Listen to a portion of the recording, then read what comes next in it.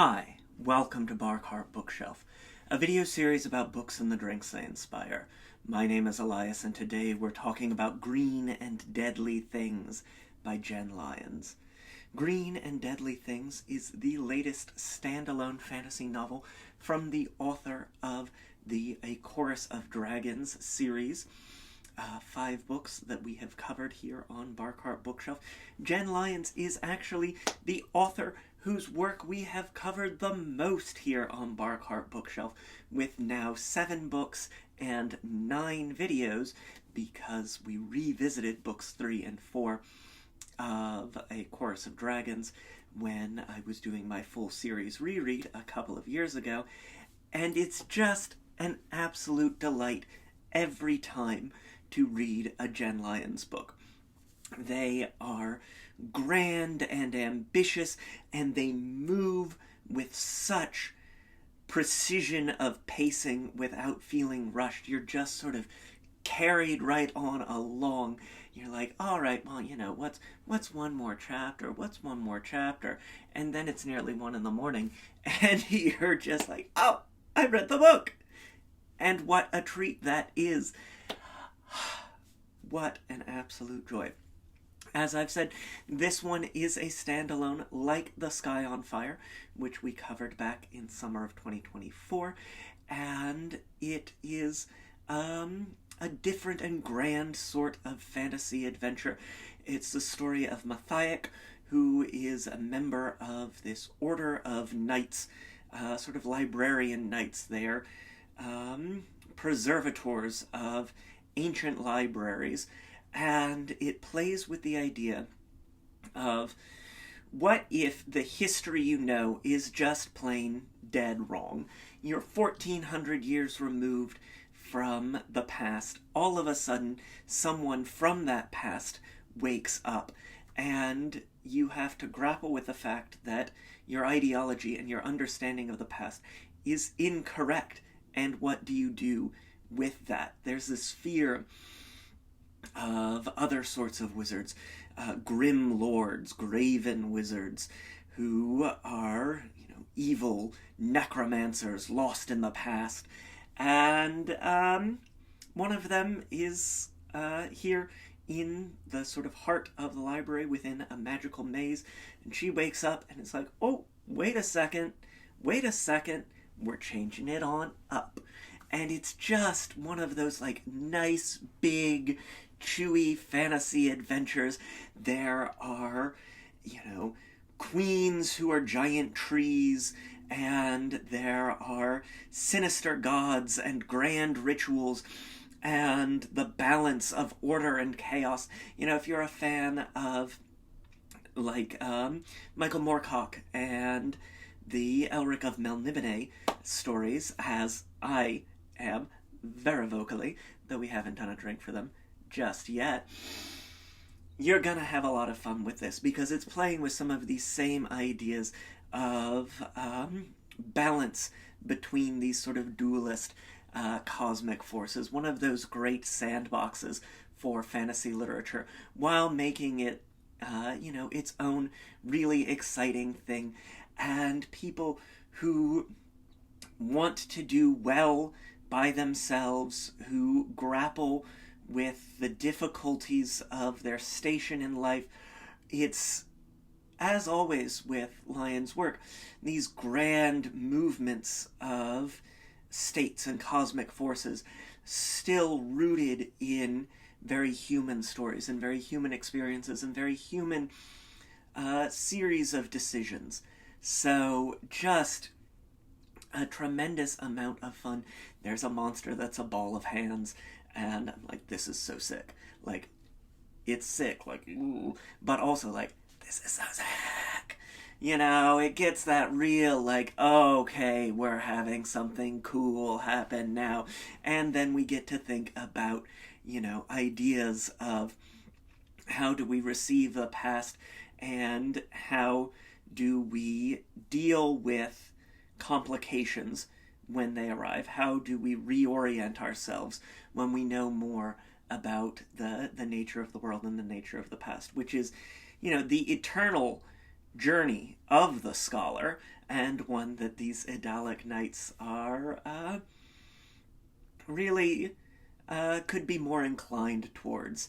We have this sort of rigidity of thought, which plays out in interesting ways as we look at this cycle of order and chaos that informs the series.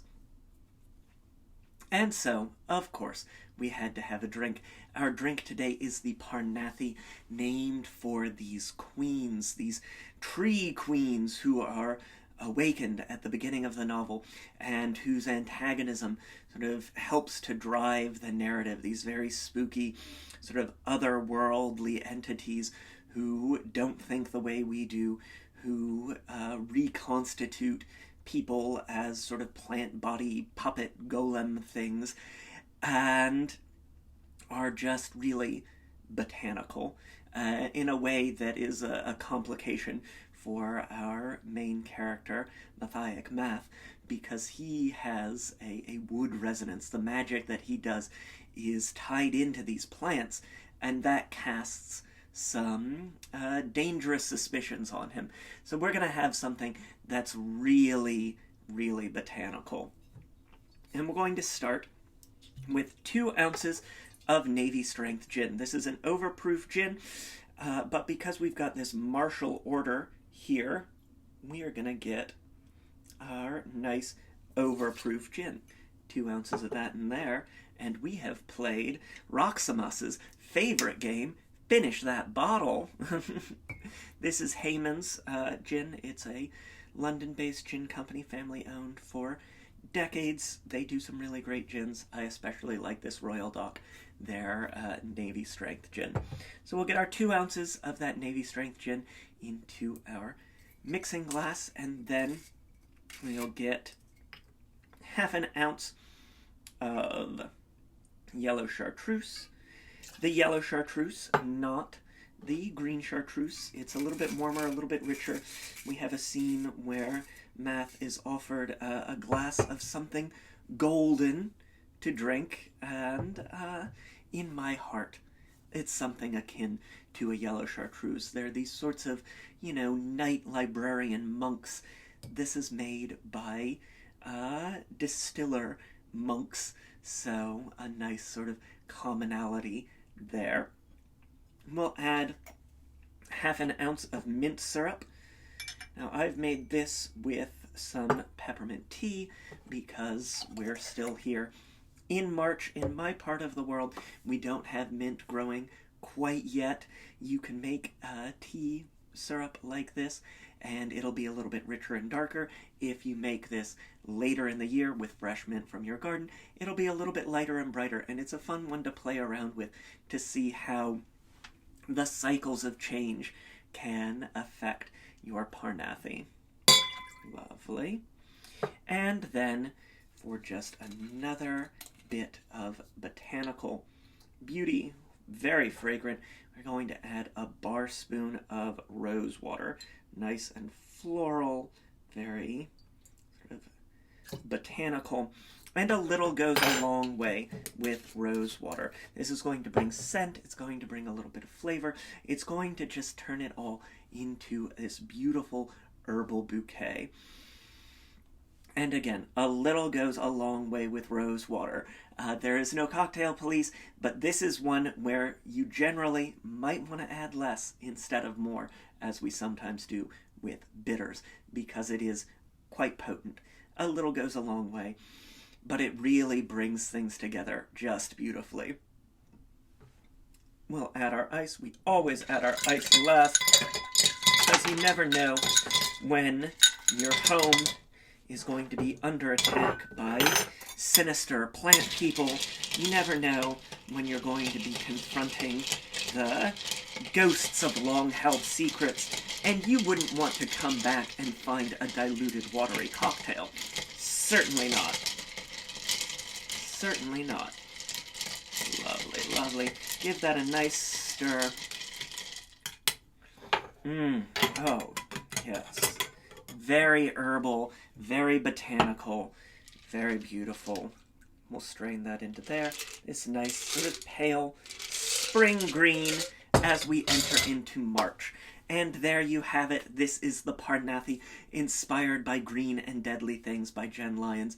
Green and Deadly Things is available today. A huge thank you to the publisher Tor Books for sending me a review copy so that I could talk about this book on release day.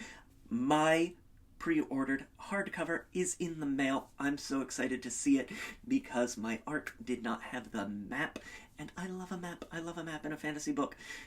So just very excited to share this with all of you. I've got a link to snag it in the description down below, as well as a link to purchase my book, Cocktails and Consoles, 75 Cocktails and Mocktails to Level Up Your Game Night. If you're looking for a written version of today's recipe, you can check out our links to various forms of social media, including Blue Sky and Instagram, where we always have that available to you. Hit that like button. It makes me so happy when you do. Subscribe if you haven't already so you never miss an episode. We've got some really great books that we're going to be talking about as we head into the rest of March here, into April, into May, into the spring. So many great books coming, and so many great books already on my shelf, just waiting to be read and enjoyed all together.